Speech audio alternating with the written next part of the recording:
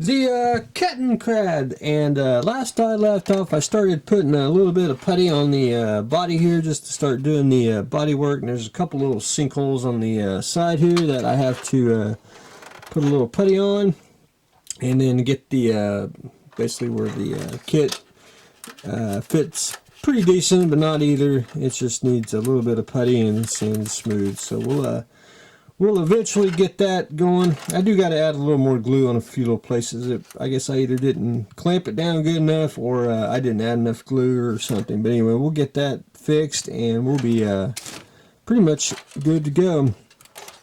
Just added putty. I want to sand that down, then I'll add a little bit more and just build it up till it's smooth all the way around.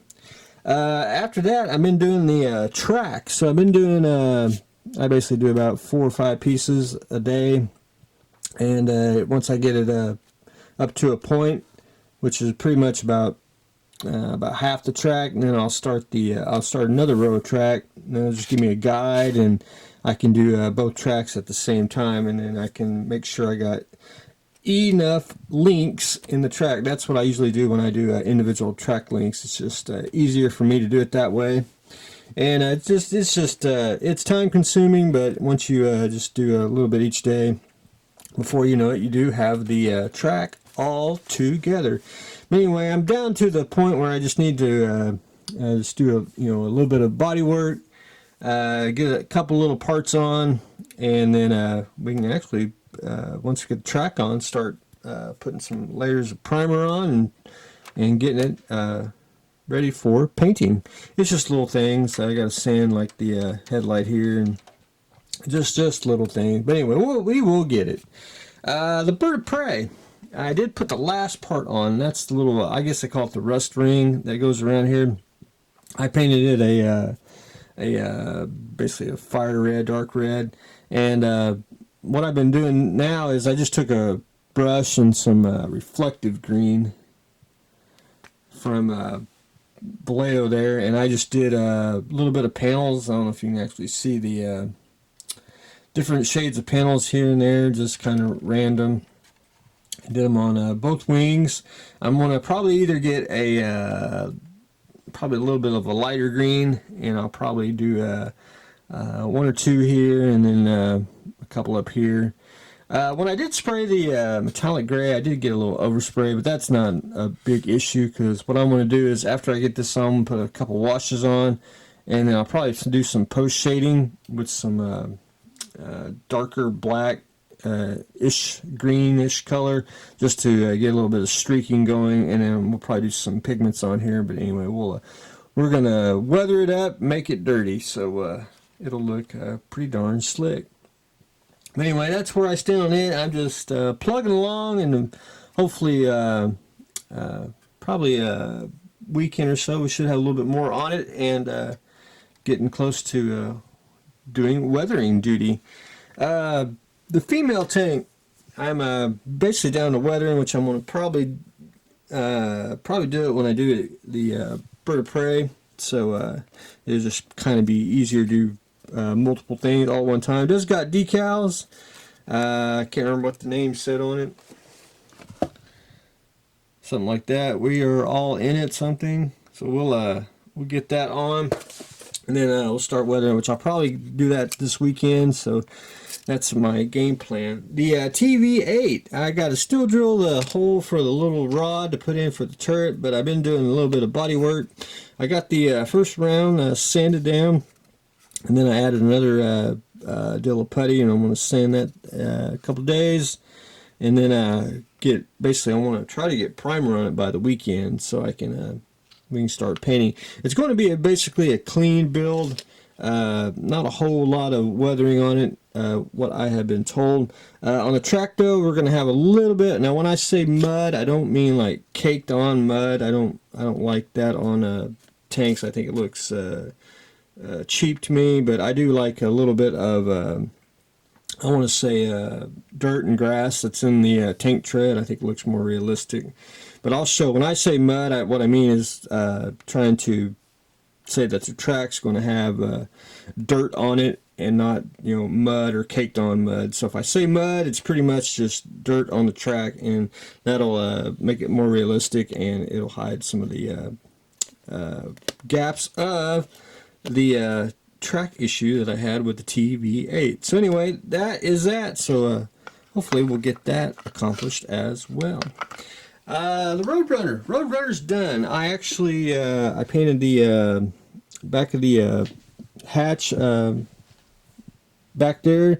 I painted the trim silver basically, and I could do the trim on the windows, but I can't do the trim on the side because you can actually see where you have something to paint on the trim there, but you don't on the sides.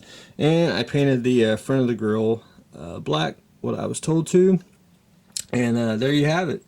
Did the exhaust. I did more of a dry brushing. I think it looked a little bit better. I didn't really want to paint it silver. I think to me it looked cheapened. I think that looks more realistic. So we are done and done. All I got to do is just put a little bit of a clear on the decal parts and seal them up, and we are good to go. Fun build. A little bit longer than I thought it would be, but that was just due to trying to find the custom paint on it. But just a very, very fun build, and different.